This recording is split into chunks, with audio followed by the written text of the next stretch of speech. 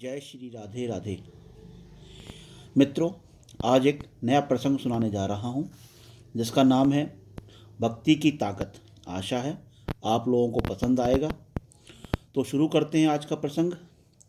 एक औरत घर के काम धंधों में बहुत अधिक व्यस्त रहती थी, जिसके कारण उसे पूजा पाठ करने के लिए समय नहीं मिलता था। तो उसने विचार किया क्यों ना घर के काम काज करते करते भगवान का नाम लिया जाए, जिससे घर का काम भी हो जाएगा और भगवान की पूजा भी। एक दिन की बात है, औरत रोटी बनाते बनाते ओम नमो भगवते वासुदेवाय नमः का जाप कर रही थी। तभी एकाएक धड़ाम से जोरों की आवाज़ आती है और साथ में दर्दनाक चीख। कलेजा धक से रह गया जब उसने आंगन में झांक कर देखा। उसका 8 साल का बेटा खून से लथपथ पड़ा था। मन हुआ दहाड़ मार के रोए, मगर घर में उसके अलावा कोई नहीं था। रोकर भी किसे बुलाती। फिर बेटे को संभालना भी तो था। दौड़कर नीचे गई तो देखा बेटा आधी बेहोशी में माँ माँ की रट लगा रहा था। अंदर की ममता ने आंखों से निकलकर अपनी मौजूदगी का एहसास करवाया।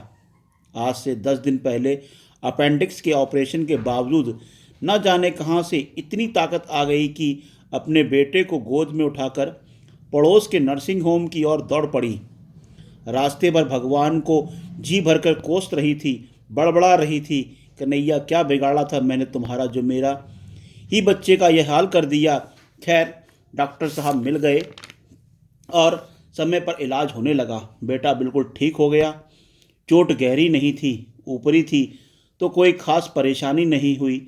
रात को घर के सभी लोग टीवी देख रहे थे। तब उस औरत का मन बेचैन था। वह भगवान से विरक्त होने लगी थी। एक माँ की ममता प्रभुसत्ता का चुनौती दे रही थी। उसकी दिमाग में दिन की सारी घटना चल रही थी। कैसे उसने अपने बेटे को वहाँ से उठाया था। वह यह सोच रही थी कि कल ही तो पुराने हैंडपंप को वहाँ से हटवाया था जहाँ उसका बेटा गिरा था। अगर कल मिस्त्री ना आया होता तो।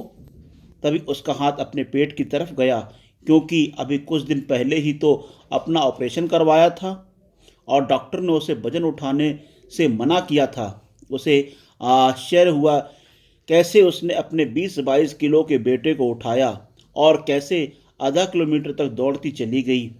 फूल सा हल्का लग रहा था बेटा। वैसे तो कपड़ों की बाल्टी भी छत पर नहीं ले जा पाती थी। फिर उसे ख्याल आया कि डॉक्टर साहब तो 2 बजे तक ही रहते हैं और जब वह हॉस्पिटल पहुंची तो 4 बज रहे थे। उसके जाते ही तुरंत इलाज हुआ, मानो उन्हें किसी ने रोक रखा था। उसका सिर प्रभु चरणों में श्रद्धा से झुक गया। अब वह सारे खेल समझ गई। मन ही मन प्रभु से अपने शब्दों के लिए क्षमा मांगी। तभी टीवी पर ध्यान गया तो प्रवचन चल रहा था। प्रभु कहते हैं तुम्हारे आने वाले संकट को तो रोक नहीं सकता, लेकिन तुम्हें इतनी शक्ति दे सकता हूँ कि तुम आज आसानी से उन्हें पार कर सको। तुम्हारी राह आसान कर सकता हूँ, बस धर्म के मार्ग पर चलते रहो। उस औरत ने घर के मंदिर में झांका तो देखा कन्हैया मुस्कुरा रहे थे। तो मित्रों, आप सभी को कैसी लगी आज की कहानी अवश्य बताएं। धन्यवाद। राधे राधे।